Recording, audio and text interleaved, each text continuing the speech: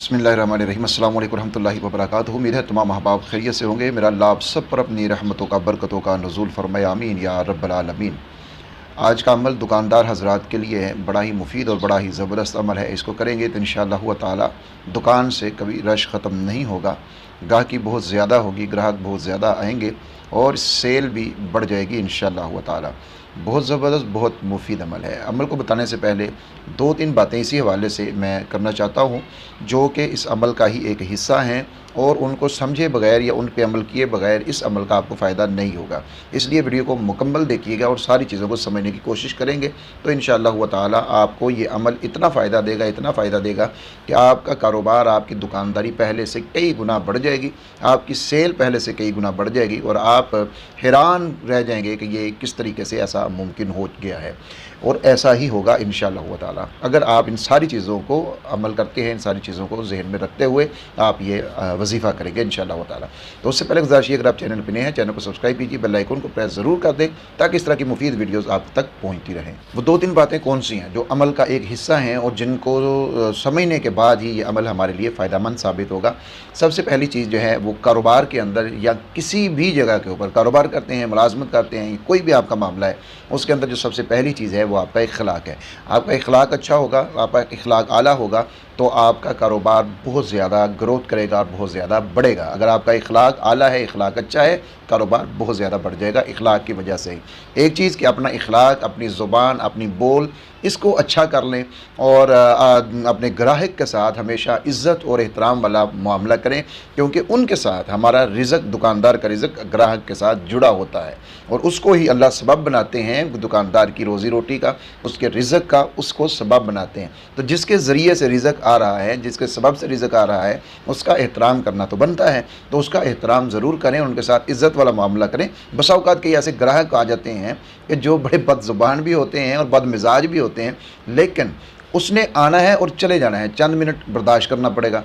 आया, चला गया, चंद मिनट आपने बर्दाश्त कर लिया, लेकिन आपने तो वहीं पर रहना है। वो बदअखलाक़ी करके चला जाएगा, उसको कोई फ़र्क नहीं पड़ता। लेकिन अगर आप बदअखलाक़ी करेंगे और आप उसके साथ अच्छा सलूक नहीं करेंगे, चाहे वो बदअखलाक़ है, लेकिन आप उसके साथ अच्छा सलूक नहीं करेंगे, तो इसका असर आपके कारोबार के ऊपर, आपकी दुकानदारी के ऊपर ज़रूर पड़ेगा। क्योंकि जो दूसरे ग्राहक होंगे वहाँ पर, आपने एक के साथ बदअखलाक़ी की, दूसरे ग्राहक जो हैं वो उसका असर ज़रूर लेंगे कि यार बड़ा बदअखलाक़ किस्म का ये दुकानदार है, इसके पास तो हमें नहीं जाना चाहिए। तो इसका असर आपकी दुकानदारी के ऊपर पड़ेगा। यानी किसी ग्राहक की बदज़ुबानी की वजह से, बदअखलाक़ी की वजह से आपने बदज़ुबानी और बदअखलाक़ी के ऊपर नहीं आना। पहली चीज़ तो ये है।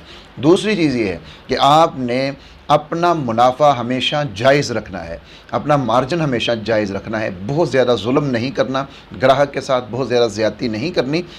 हमारा भी चूँकि ताल्लुक़ रहता है, दुकान पे जाना, कुछ ना कुछ सामान लेके आना होता है, तो यकीन माने ऐसी ऐसी चीज़ें देखने में आती हैं कि एक चीज़ जिसकी मार्केट में कीमत एक मिसाल के तौर पे 100 रुपया बनती है, उसके ऊपर आप 600 रुपया, 700 रुपया, 800 रुपये तक मांगते हुए नज़र आते हैं।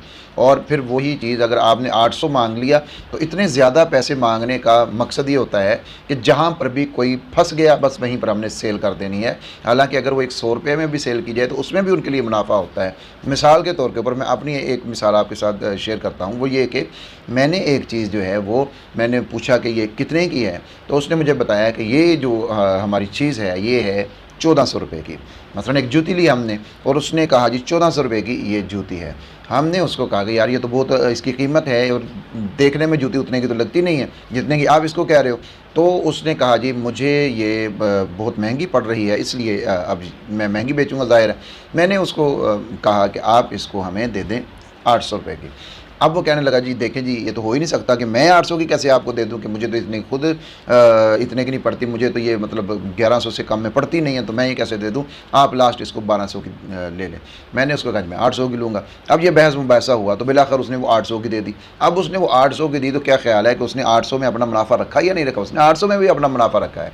तो इसलिए मेरा मतलब ये है कि अगर मुनाफा जायज़ होगा कम कीमत होगा तो उसके अंदर आपका ज़्यादा फ़ायदा होगा, उतने ही ज़्यादा ग्राहक आपको मिलेंगे। क्योंकि वही चीज़ अगर दूसरी दुकान के ऊपर 900 की है, वही चीज़ आप कम मुनाफे में 800 की बेच रहे हैं, तो ग्राहक 900 की नहीं लेगा, ग्राहक 800 की लेगा और इससे आपकी गाहकी बढ़ेगी, आपके दुकान के ऊपर रश भी लगेगा।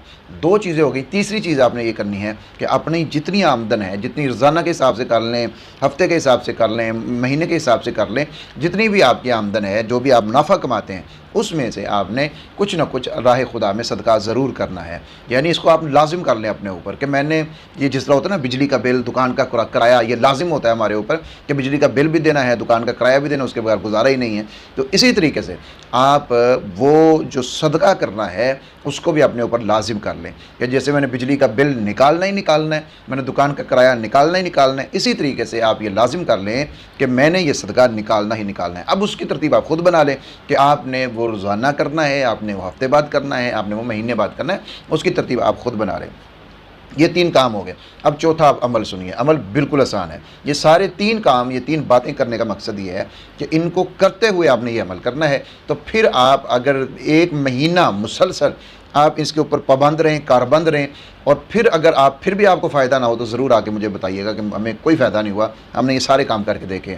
इन तीनों कामों करना है खलूस नीयत के साथ, बिल्कुल पक्के इरादे के साथ और अल्लाह ताला की ज़ात के ऊपर तवक्कुल और भरोसा रखते हुए, मुकम्मल यकीन रखते हुए अल्लाह की कुदरत के ऊपर, अल्लाह की ताकत के ऊपर कि वही रब है जो सब कुछ करने वाला है। ये आपने 3 काम करने हैं और फिर चौथा काम आपको मैं जो बता रहा हूँ इसको आपने हमेशा करते रहना है। ये 3 काम भी हमेशा करते रहना है और चौथा काम आपको ये बता रहा हूँ कि जब भी आप अपनी दुकान पे आएँ, दुकान को खोलने लगें, दुकान खोलने से पहले आपने वहीं पर खड़े खड़े एक तस्बीह आपने या गनीयु या मुगनी, या गनीयु या मुगनी, या गनीयु या मुगनी, अव्वल आखिर आपने 3 बार दुरूशी पढ़ लेना है, 7 बार दुरूशी पढ़ लेना है, 11 बार दुरूशी पढ़ना है, जितना पढ़ सकें उतना आपने पढ़ लेना है। 3 बार, 7 बार, 11 बार, 3 बार पढ़ लें तो एक तस्बीह आपने कितना मिनट, 1 मिनट लगेगा, 1.5 मिनट लग जाएगा ज़्यादा से ज़्यादा। या गनीयु या मुगनी, या गनीयु या मुगनी, या गनीयु या मुगनी, या गनीयु या मुगनी, ये 1 सेकंड में कम से कम 2 मरतबा इसको पढ़ा जा सकता है। तो आप इसको बहुत आसानी से, बहुत जल्दी आप इसको पढ़ लेंगे। दुकान खोलने से पहले आपने इसको पढ़ना है और फिर आपने अपनी दुकान खोल लेनी है और कोशिश ये करें कि दुकान में आकर आपने सूरह यासीन को पढ़ लिया करें, 1 मरतबा उसको तिलावत कर लिया करें। अब तो बहुत आसानी है कि मोबाइल के अंदर आपने अगर डाउनलोड कर रखी है तो मोबाइल से देखकर आप उसको तिलावत कर सकते हैं। एक चीज़ ये हो गया, दुकान को खोलते हुए अपनी अमल करना है और जब आप दुकान बंद करने लगें, शाम को जब भी आप बंद करते हैं रात को दुकान, जो टाइमिंग है उस हिसाब से जब दुकान बंद करने लगें तो दुकान को ताला लगाने के बाद फिर वहीं पर खड़े होकर एक तस्बीह आपने फिर पढ़ देनी है, या गनीयु या मुगनी, या गनीयु या मुगनी। अगर आप उस वक़्त बाहर खड़े होकर नहीं पढ़ सकते तो दुकान को बंद करने से पहले आप दुकान के दरवाजे में खड़े हो जाएं अंदर और फिर आप इसको पढ़ लें एक तस्बीह और फिर बाहर आकर उसको ताला लगा दें।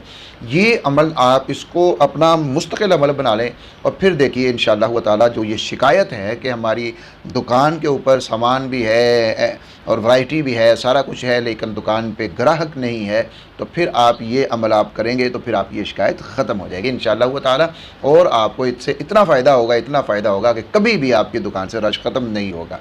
उम्मीद है आज का ये अमल आपके लिए बहुत ज़्यादा फ़ायदेमंद साबित होगा। अपना ख्याल रखिएगा, दुआ में याद रखिएगा। अल्लाह हाफ़िज़।